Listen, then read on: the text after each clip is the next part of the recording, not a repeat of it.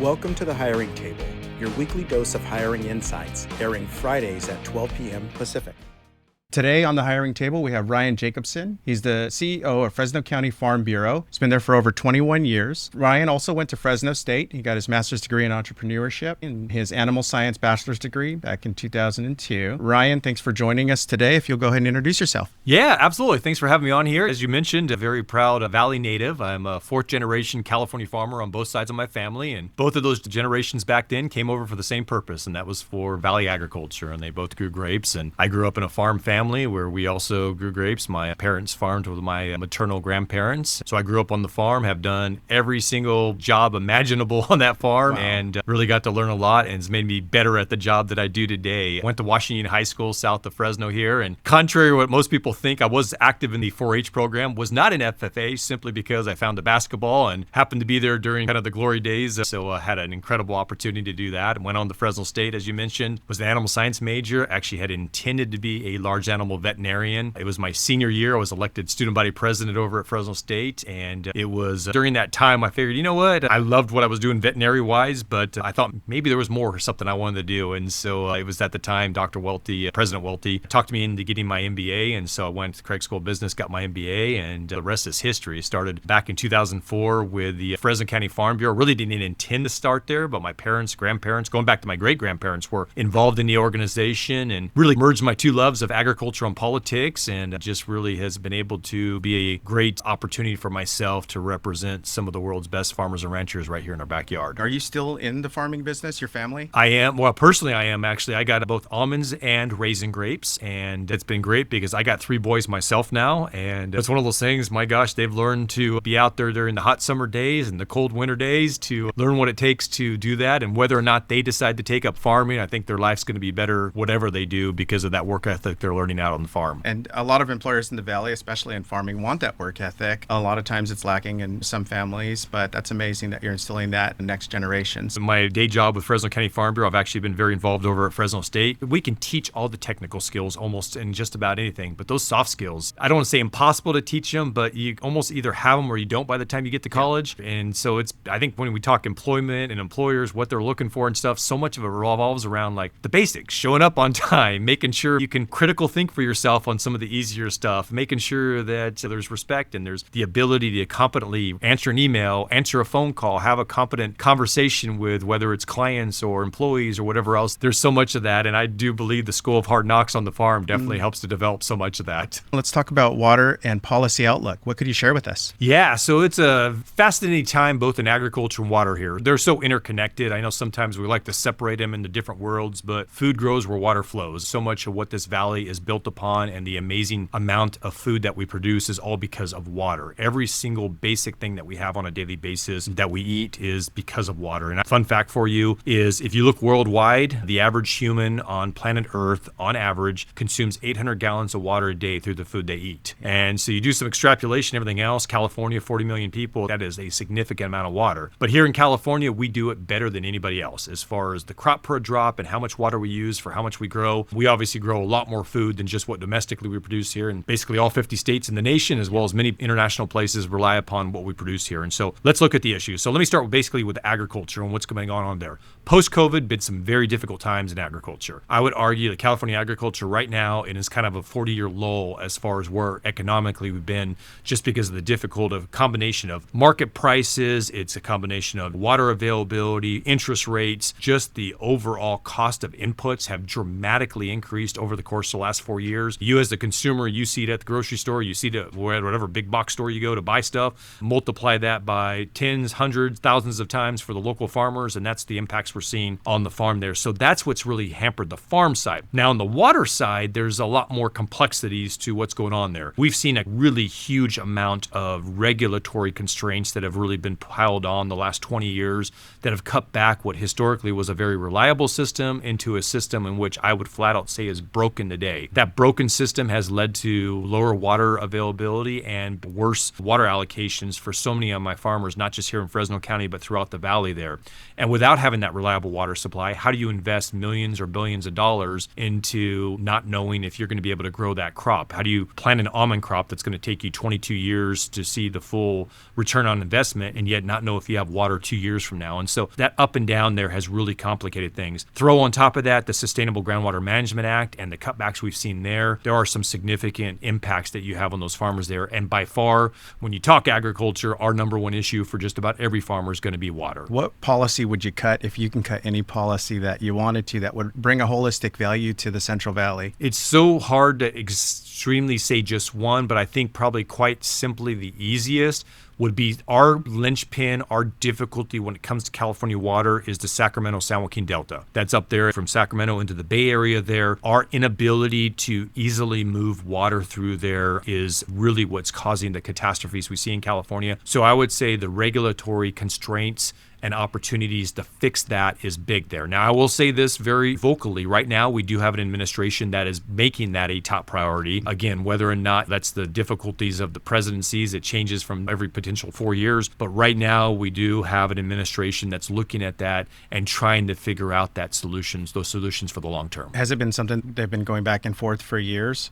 Absolutely. Long period, Yeah. long time. We're essentially looking at the system really started to, I'll say, collapse going back to 08, 09. It was some judicial orders and some other things that really led to our inability to get water through there when it was available. To a common person, you're like, oh my gosh, it's flooding right now. This is the perfect time to get water. And yet those are the times that we can't pump the water because of turbidity issues and some other things there that make it more complicated for aquatic species there. And so the frustration is that we're not looking for those solutions that can get us into the future. And so really that's where organizations like myself and a lot of others come in to try to come up with real world common approach solutions to these issues. In terms of board leadership, I noticed that you're on a few boards and they're all agriculture related essentially. What do you enjoy about being on the board? What could you share with us about being on these boards? Yeah, I consider it to be an aspect or a big portion of my job is to get active in both the community and other areas in which affects the local agricultural landscape and my farmers and ranchers in the rural communities. One of the bigger ones I'm involved with is I'm the president of the board for the Fresno Irrigation District. The Fresno Irrigation District delivers water to a huge swath of land, essentially from the eastern side of Fresno County all the way past Kerman down to the eastern area, and also includes the cities of Fresno and Clovis. I'm an elected official there, and it's been one of those honors to be a part of an organization which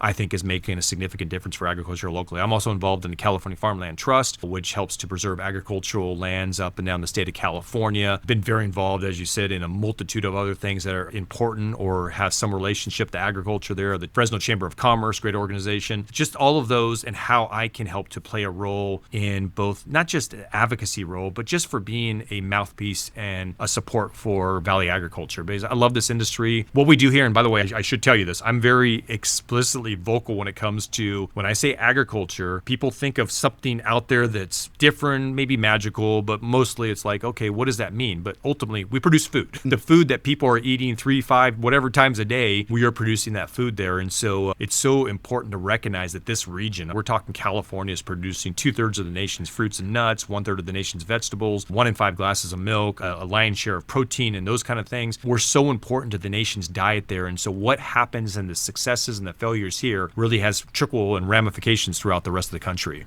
It's a great thing that you're a part of these boards. Do politics play a role in infrastructure and reliability? Politics, unfortunately, play a role in just about everything we do today. Yeah, when it comes to infrastructure and everything else, big time politics. And so when we talk infrastructure, when you talk on the agricultural landscape, what we have here today didn't happen by accident. We're now 170 years into infrastructure that's been built throughout this valley. I think the big thing is, I'll say it from your perspective as well, is the employees and the brain power that we've developed here that's allowed us to do what we do here. There is so much that goes into this. But on the water side, you're talking infrastructure, everything from dams, reservoirs, canals, to aqueducts, to just the movement of water, pumps, on and on and on. Politics plays a major role in that today. I'm a common sense, like, hey, there's a solution for just about everything out there. It can be a win-win for both the environmental side as well as the agricultural side and the water side. But too often, politics gets down to sound bites. And unfortunately, we're stuck in these sound bites and we don't try to find the real-world solutions. And we know these real-world solutions, you can't solve them by next year. It's going to take 10, 15, 20 years realistically. And in the political regulatory cycle, that's too short to really making a difference there. And so we get caught up in this cat and mouse game, and we are trying to do as much as we can to bring a level-headedness to these conversations and really try to look for that long-term approach.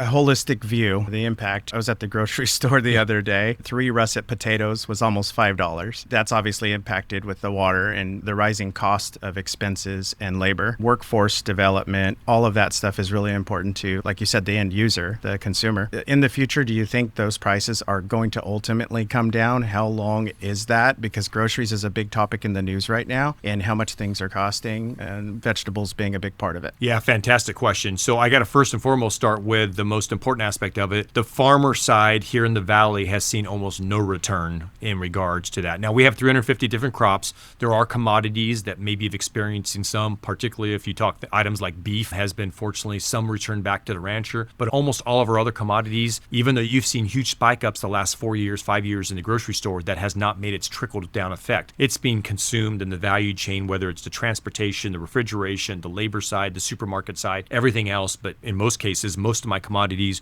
are at average lows or below average type of returns when it comes to our commodities there. So do I see prices in the stores going down? No. I think the most important conversation we could say right now is stabilization, trying to potentially dramatically reduce the inflationary costs that go into all that. And again, agriculture from the direct farm side probably has little control over that. The bigger control side is going to be whether it's the supermarkets and those other types of aspects of it. You drive fuel prices down, you drive transportation costs, those refrigeration costs, and those things, energy costs, those should stabilize the market. But I'm a realist. Are we going to see double-digit shrinkage on prices? Unlikely, but hopefully we will see that wage increases go faster than what we're seeing, obviously, on the inflationary cost of those food prices. And maybe some tax credits that'll help out the workers. Yeah, no, obviously we've had those big discussions the last couple of months here on the big bill that was passed back in Congress. There is the potential to hopefully solve some of those costs, some of those issues there. I think ultimately, like I said, I have a great sympathy towards the consumer out there that's seen these huge prices increase. You go to the grocery store, man, it's a different world than it was just a short time ago. And for most Americans out there, they're doing maybe okay, but not exceptionally well. And so when you have those increases there, it's a big hit on the pocketbook and ultimately a big hit on the economy there. Especially if you want to eat healthy. Yeah. The meats, the vegetables, like all of the things that you need. Food manufacturing being a whole separate segment. Food manufacturing and what they're paying for their raw ingredients and how that's impacting the end user. And then combined with MAHA, where they're coming in and investigating everything and making changes, which is going to drive up cost also in the less ingredients, healthier ingredients, that kind of stuff. Mention that part. This is huge for us here in the San Joaquin Valley. I would actually say that I would argue it's probably could be one of the most impactful things we've seen in decades when it comes to the benefits of California agriculture. Because when you talk about whatever you want to call it, if you call it Make America Healthy Again, I think all of us want to see, whether it's ourselves or our children, have opportunities to have wholesome, fresh vegetables, fruits, the better eating, and California agriculture plays a massive role in that. I want to take the politics out of the movement side of healthy food. The reality is that we do want to see healthier food, and we as Fresno County and the Central Valley will play a huge role in that, and that should be a boom, hopefully, for our local farmers and ranchers. I might stick my neck out there a little bit. Anything on chemicals? So what's been interesting, there's been a lot of discussion on that. There's two sides of this. There's obviously the food ingredient side that I think a lot of people are questioning, like, why do we have different ingredients than what goes on, whether it's Canada or the EU and some of that stuff there. I think you're going to see a lot of shakeout on that, probably on the front side of things. On the agricultural side, I think this is important. When it comes to our crop protection tools, our pesticides, we are here in California the most stringent to arguably be found in the world when it comes to what can be used, how it's used, the testing procedures that the material must go through on the front side. It's an interesting aspect here. I would actually say that sometimes having the most stringent rules actually slows down the adoption of newer, safer technologies because it takes so long to get through the processes there. And particularly when you're talking commodities like California, let's bring out blueberries, for example. When you got a couple thousand acres of blueberries compared to tens of millions of acres of corn in the Midwest, where do you think the major investment dollars go as far as R&D? Well, they're going to go towards the bigger crops. And so sometimes there's some lag time for some of the adoption of some of these new technologies simply because the costs that are associated with these more minor crops that we have here in California. But overall, I do want these listeners to know that when you talk safe food supply, I mean, we are by far California leading the way when it comes to that. So rates and transparency, we talked a little bit about rates, but any additional comments on that? When you're talking rates, you're talking the water side, and wearing my water hat there. We are so blessed and fortunate here in the Valley. I talked about the connection between food and water earlier,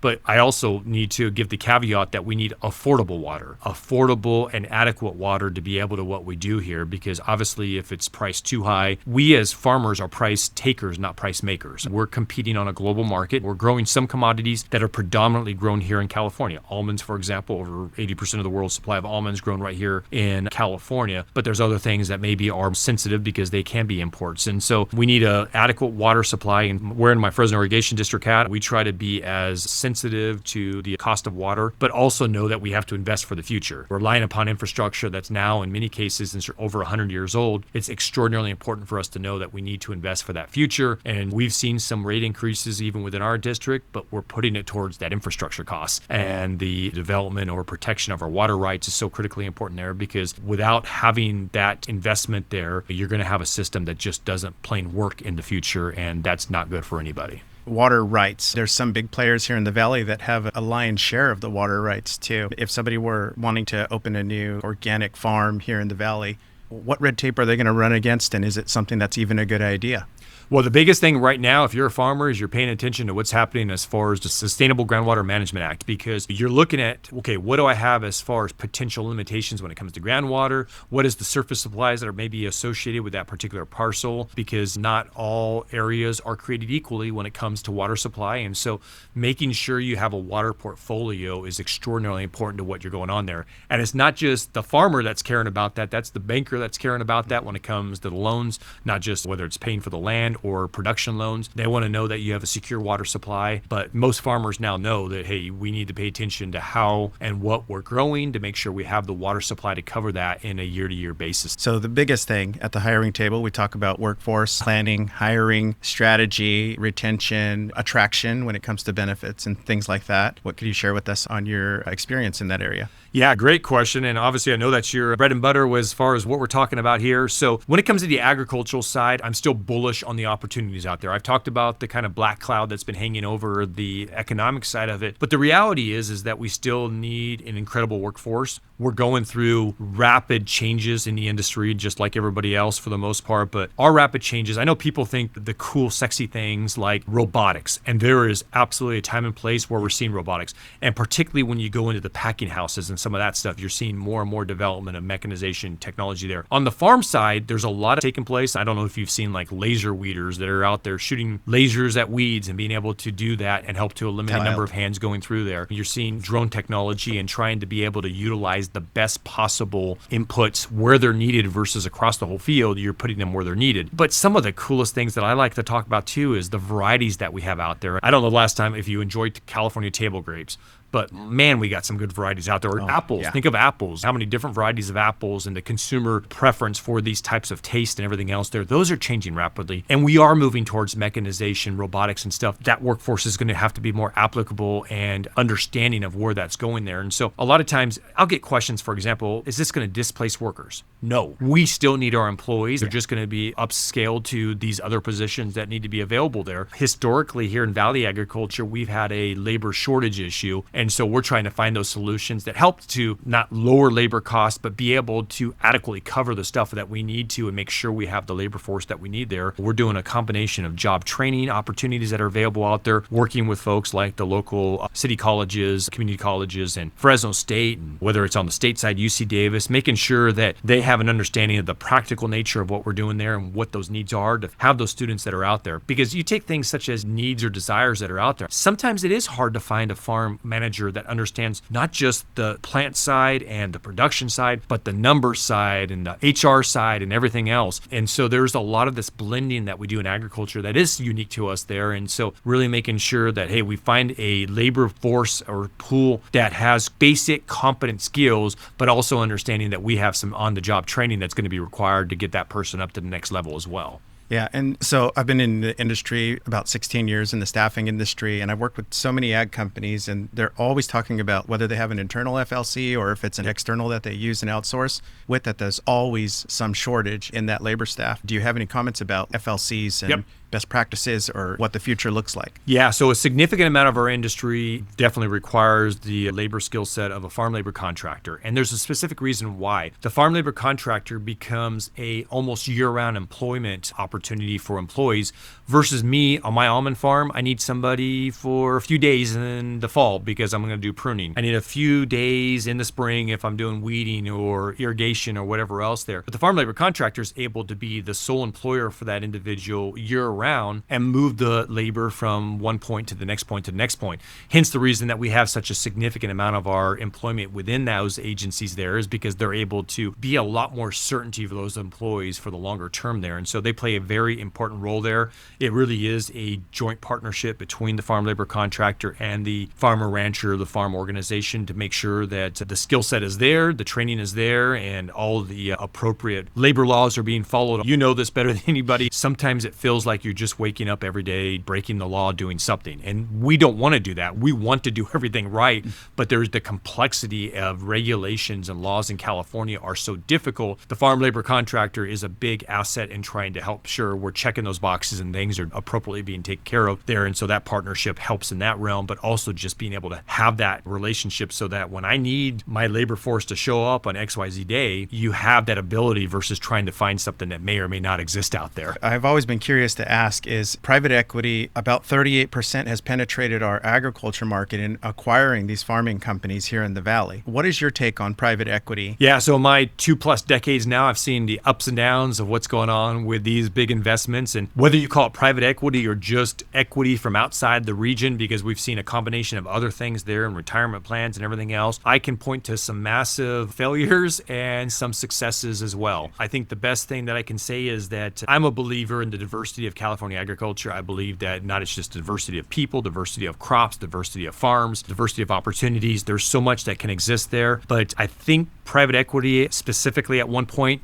saw opportunity, thinking that there was maybe stuff being left on the table, and then came to the realization, like, no, there is ups and downs, and we probably saw the ups and ignored the downs and recognized that it's not the best investment for us there. And so we've probably seen as many withdrawals almost as we have investments in the local things, just because we've had some big swings here just in the last 10 years, but that's always been agriculture, just the ups and downs and the swings of what things go on there. And they're probably not willing to tolerate it as much as boots on the ground here are able to tolerate it. And again, you can only cut so much when it comes to agriculture. You're talking ROIs of 1-2% long-term historic average when it comes to asset ratios to what you're bringing in. When they're used to typically ROIs of 7, 8, 10%, 20%, or whatever it might be, our ROIs long-term are so much smaller than other industries there. And that's worked because legacy opportunities for farmers, they've built upon what their grandfathers put in and what their parents put in, and on and on and on.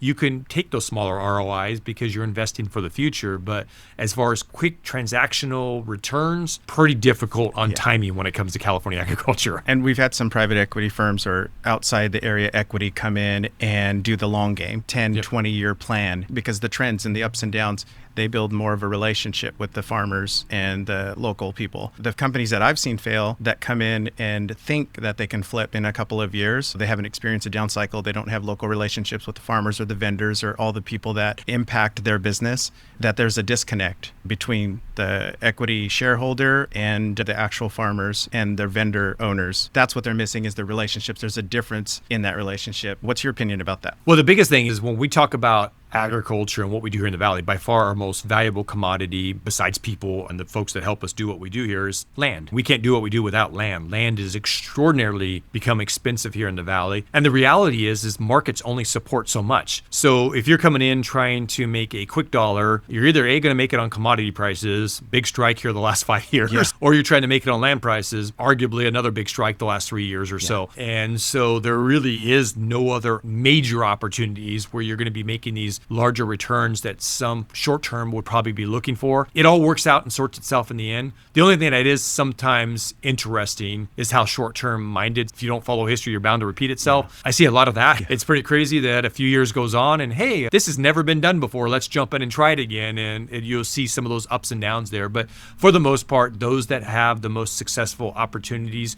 whether it's investment or not investment, and just local farmers and ranchers are those that are here for the long term, can weather the storms. They know know what they're doing as far as we are streamlined. Most farmers and ranchers that have made it to this point, multi-generations, they understand that you got to save for the hard times. And that savings is big when it comes to trying to get through the opportunities or the difficulties that we've seen here the last couple of years. Yeah, there's been some, like you mentioned earlier, losses where they've had to take a significant loss in their investment because they're just want to get out and I'm done with this. I'm no longer interested. You can feel like you're feeding in bottomless pit because you can keep feeding a monster that's not going to return for you. You could be in a glut for multiple years. We see cycles that don't necessarily bounce back in a year's time, and those cycles are sometimes very difficult to weather the storm from an outside perspective. As it relates to hiring, we've also noticed that there's a big misconception that PE firms hire for these farming companies, that they expect the talent that they're used to in San Francisco or LA or New York. PE firms come in and they're like, the talent isn't necessarily available that we're accustomed to in our big cities. I don't have explicit experience when it comes just to that, but when it comes to just talent in general, there are certain aspects that you just can't find a pool for. You have to understand sometimes it's going to have to be internally driven. Now, it all is dependent upon operational size. I'm a big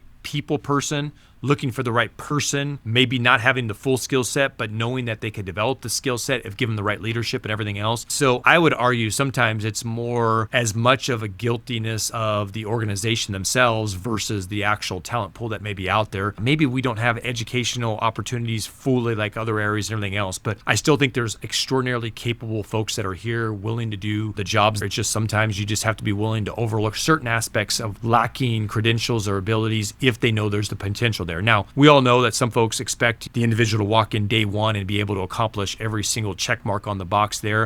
If you're a small organization, that may be the reality. But when it comes to everything else, I think there is you have to go into this knowing that sometimes you got to develop your own. There are some incredible people in the Valley, and I would put some of our people against the best of the big urban people any given time, and really just boils down to we got to give them the right opportunity, leadership, and learning opportunities to be able to get that skill set. As it relates to project success and lobbying and advocacy for the Central California Valley where we live and grew up, do you have any comments about that? Yeah, so my day-to-day job is advocacy, as I like to say it, doing and representing this amazing agricultural landscape we have in our backyard here. What does advocacy mean? What it means is essentially I'm there representing farmers and ranchers on a day-to-day basis, being their voice when they're out there busy in the fields, bringing in this year's harvest and prepping for the next one. For me, it's so critically important to look at every aspect that we can have fingerprints and footprints on that's going to have some bearing for agriculture. Now, I represent the Fresno County Farm Bureau, one singular county in this county. We got 58 counties throughout the state of California. I try to look more globally, maybe I look valley-wide versus just the valley. I'm obviously very associated with what goes on in Sacramento. I would argue that what goes on in Sacramento on an annual political basis has more bearing than what Mother Nature throws in. So we pay a lot of attention to what's going on there, but really trying to be a voice of reason. I'm not trying to be the boy that cried wolf and just try to say everything's bad. I'm also not trying to lay over and let everything come through. A lot of times it's just education. Education is advocacy. You take our legislature, for example. We've got 80 in the Assembly and 40 over on the state Senate side. Many times there's bad proposed regulations every single year or laws that maybe is not intending to harm anybody. They just don't realize the ramifications for what those are. That's where the educational aspect comes in. Do we win some? Absolutely. Do we lose some? Absolutely. But we really try to educate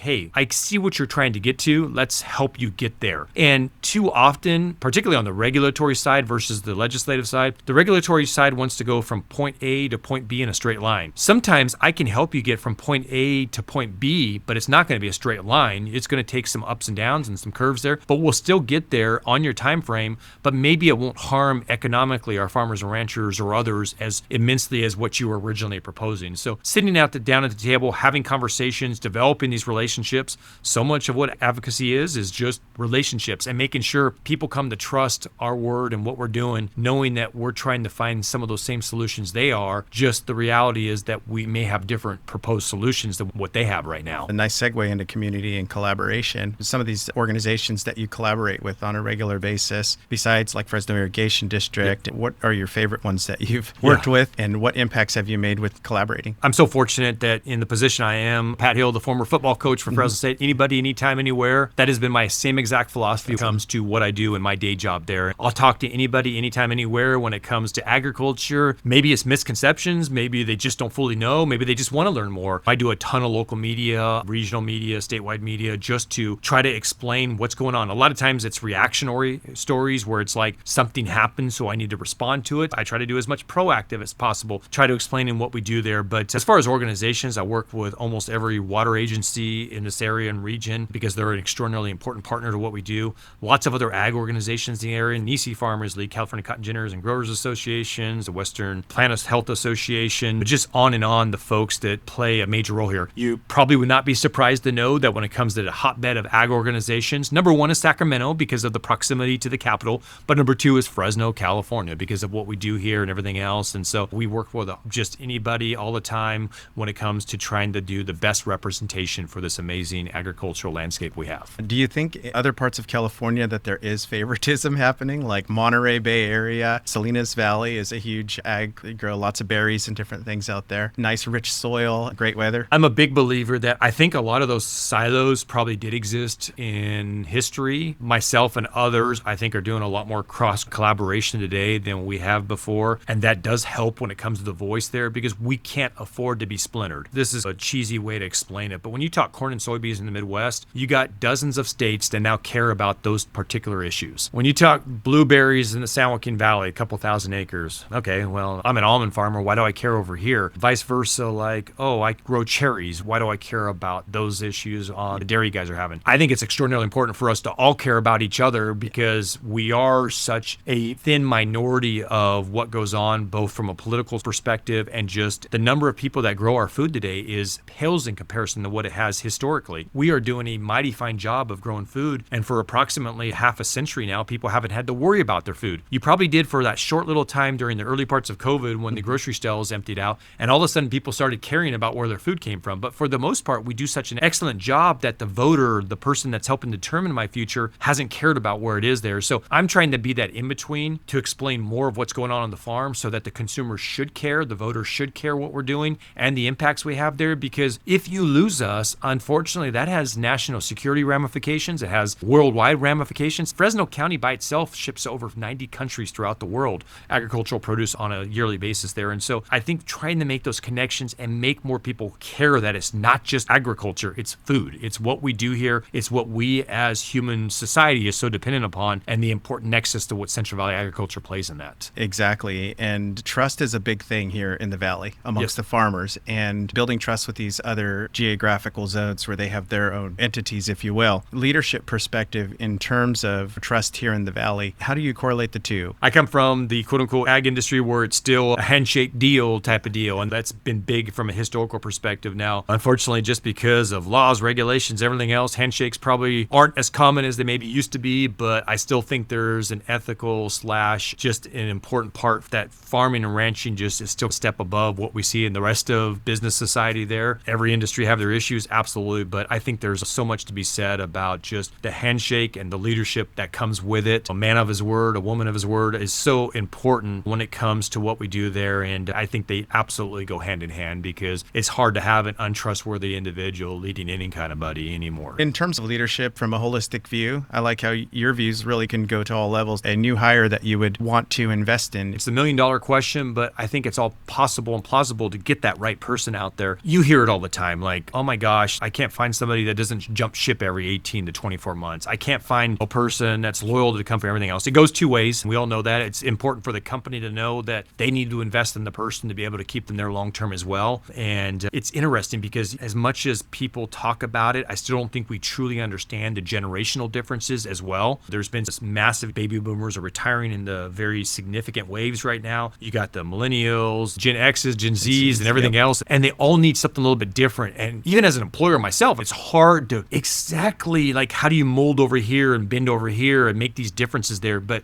you do have to some extent, and you got to figure out what those key ingredients are there, but keeping conversations going, learning opportunities, and just a genuine care for what your employees are going through there. Those are all important aspects there. And so ultimately, the person I want to invest in is the person that also is looking to invest in the company and invest their time, their talents, their treasures, as far as whatever it might be. You just want that person, hey, you don't have to work a 12-hour day to make an impact. When you come and show up, give your all and show that you want to make a difference there. And that goes a long ways for opportunities, I think, for so many folks. You have a well-balanced perspective on what you do and the associations that you collaborate with. What made you want to get into what you do today? Almost by accident, I'm very fortunate to have parents and grandparents that invested in me and everything else, but I was generally more on the shy side than I was on the more vocal side, but I was co-captain of my high school basketball team. Was I the most talented? No. I worked my butt off every time. I played with 2 future NBAers in the high school level and was still co-captain of the team just because I worked my butt off and I realized that I'm not just making myself better, but I'm making those around me better. I wasn't maybe as gifted athletically as others. Didn't mean I stopped trying. It means I just tried harder,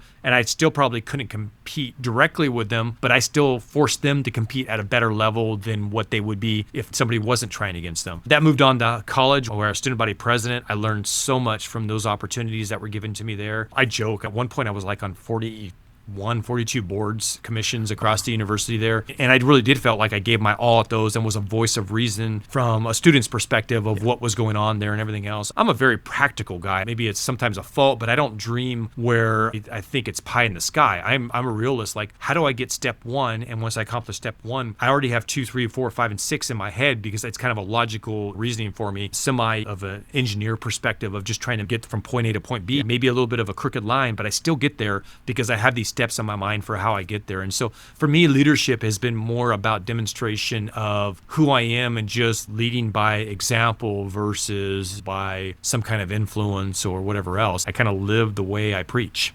Is that the type of advice you would give to somebody coming out of college today that wants to get into agriculture, agribusiness, and impact the community like you have? Absolutely. Now, I got several things that when I talk to young folks that I'm really passionate about. First and foremost, just care. Give what you can give. We all have different talents. And I love this thing that I've seen when it talks about kids. You have a kid that's struggling in math, but very gifted when it comes to music. Don't invest in a math tutor. Invest in what they're good at over on the music side. And I look at employees the same way. We all have strengths and weaknesses. Play to their strengths. I'm a jack of all trades. I'm an office of 2. I'm literally doing everything imaginable from cleaning to then meeting the governor the next day. It's just the nature of my business. Strengthen what they're weak on, but also play to their strengths and use those strengths. And tasks sometimes have to be assigned in an office almost based off of what their strengths are and not purely just off of a job description. I think too much of that's what we do. It's just, here's the job description. You have to know everything. That's just not the best way, or if we can find ways to work around that, I think it's so critically important to do that there. But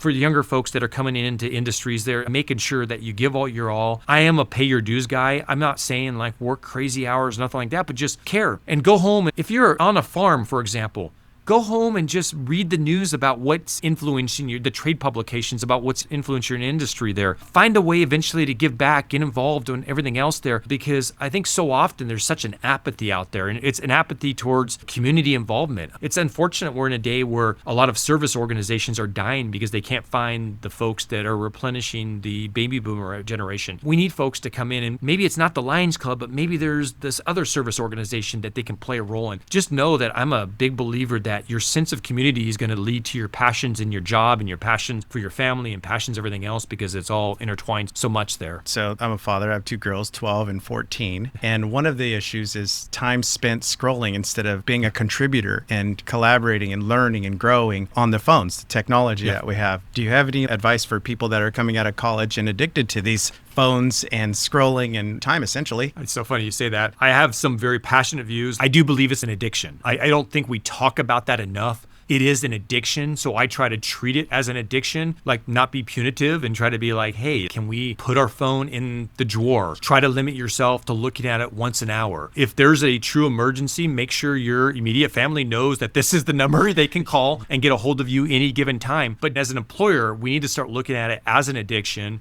I know this sounds terrible. There's withdrawals that you're going to go through. They need help going through that. To some, it might sound silly, but to me, it's like, no, this is the way forward. We have to understand that we have to work with our employees to understand it will consume what they do in a job there. I don't think productivity is affected by everything else cumulative as much as what doom scrolling can happen on a phone there. I'm as guilty as anybody. I'm the first to passionately admit, like, hey, I have my own issues, like sometimes, and so put it away and recognize. And for some of us, we unfortunately are tied to our phones because that's where they're all coming in. And the phones and iPads and tablets and can be actually a tool, because that's where I read all my news today, where I become informed. But my gosh, take your favorite social media, scroll in 20 minutes is not going to be the solution or answer. And the other thing is, I also think we need to look beyond just the work life It's also not good to go disappear on your lunch hour and eat and just scroll for 30 minutes. Get out, go look at the sun. Of course, we haven't seen it for a few weeks here, but go out and see the sunshine, go out and feel the sunshine, go out and just get fresh air. I'm a believer that like, hey, go get caught up for 10 minutes or so on your emails. And if you want to do some other personal things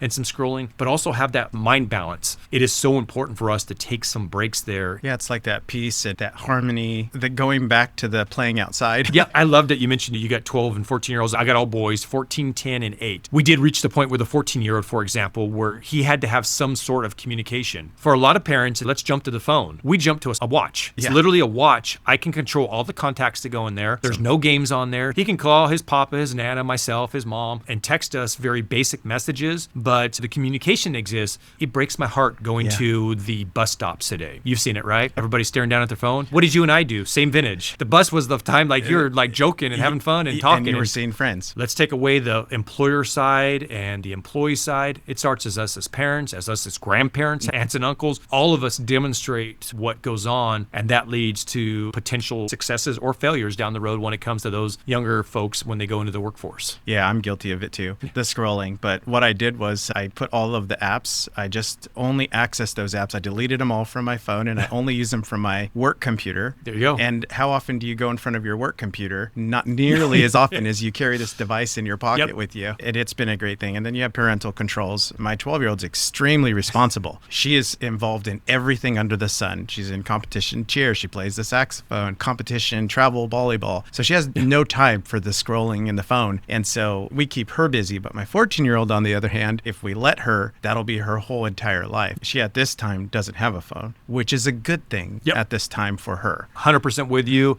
And all I can tell parents out there is I know sometimes it's easy just to throw it over. I completely agree, but just put a time limit. 10, 20 minutes, whatever it might be, makes such a difference. And I think that development will be long lasting for those kids when it comes to their futures. Managing that in the workplace is tricky because California is the most restrictive state with the most employee laws and requirements. How do you do that in the workplace? Do you have any tricks of the trade or key to success? My biggest thing, conversations, routine conversations. Try not to make it on the reactive side because too often that's when it comes up, is on the reactive side. We as farm employers, we call what's tailgate sessions, where you're doing small, short trainings just as reminders or refreshers. You still have the long, extensive ones, but we do. It's almost like you need a tailgate session for phone use or just doom scrolling social media, whatever you want to call it there. I'm first to tell you, like, I'm cool if you touch it like once or twice an hour because you got to respond to mom and dad. You got to respond to your kids, whatever else, your spouse, fine. It's when every time you touch it, that's 45 to 60 seconds, minimally. Even if you don't do anything, you've lost your train of thought for what you were working on. It's just really hurtful when it comes to that side of things. So from my perspective is minimize the times. You got to have refreshers, reminders, and really try to understand, make the employee know we understand life exists. And of course, some jobs, you're just not going to be able to touch the phone for the 2 hours in between your break time and your lunchtime or whatever else. But for other jobs where it is possible, just understand, I need to discipline myself. We're going to remind you. We're going to be here with you to remind you. Try not to make it punitive. At some point, maybe it does need to become punitive, but if you're continuing those conversations, I've learned over time employees seem to respond more positively. And it's a better approach because just writing a policy handbook about social media, that's less effective unless you have that conversational approach and get people on board and get their buy-in. I'm one of those that I understand in today's business world. I mean, we still have employee evaluations that are kind of the gold standard when it comes to what goes on and stuff, but I'm a big micro feedback person. Like, why are we waiting a year to address something that should have been addressed 9 months ago? Like, this is essentially a micro evaluation. Just have that conversation proactively. You can go, hey, John, you're doing a really good job on not touching your phone. Keep that stimulation or that thought there. That's important. Or like, hey, I've noticed that it's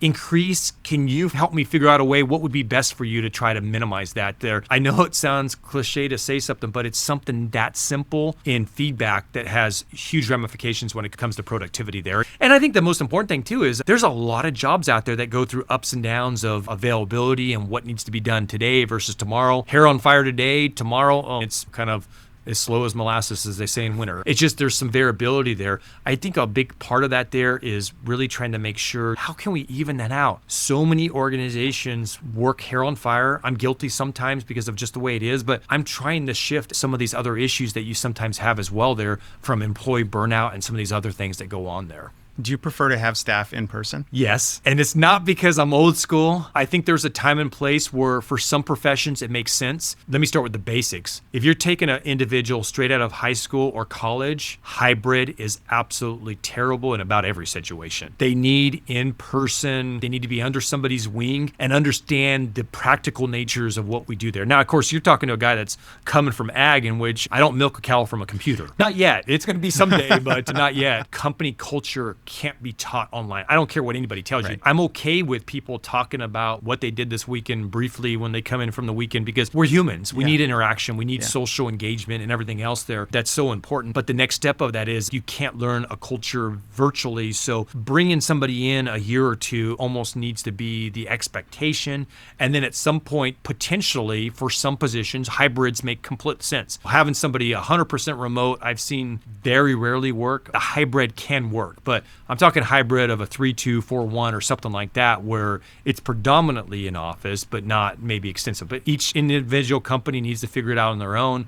I've just learned for mine, for the most part, cross-pollination that take place is so much more engaging being across from one another. Yeah, not everybody can work from home. They need to be managed. So it all depends on the personality, right? Yep. Are you productive in the workplace but not at home? That kind of thing. That's tough to manage from what I hear. Yeah, no, very tough. In terms of future, do you have any interest in politics? I did it one time, but I think right now I'm doing what I was meant to do, having my biggest impact where I am right now. And so fortunately, I feel I'm very gifted in what I'm doing, and that's where I should spend my time. Politics is probably not the most conducive to my family right now. It is ugly, like it or hate it. The reality is it's more times ugly than it's not. And so I am where I belong to be right now, and it works extremely well for my family. And for right now, my emphasis is getting those boys to be the next engaging workforce employee, or they wouldn't opt to be an employer, the opportunities to really try to get them there and build that. And that's my success, my part of my life right now. Amazing. Ryan, it's been a pleasure. Thank you so much for your time and everything. It's been great. Absolutely. Thanks for having me on. Thank you for joining us this week at the Hiring Table with Ryan Jacobsen. Next week's episode is with Bab, Beta Alpha Psi for Fresno State University. We have the president and the vice president of programs. Joining is Esteban and Aaron, airing Fridays at 12 p.m. Pacific.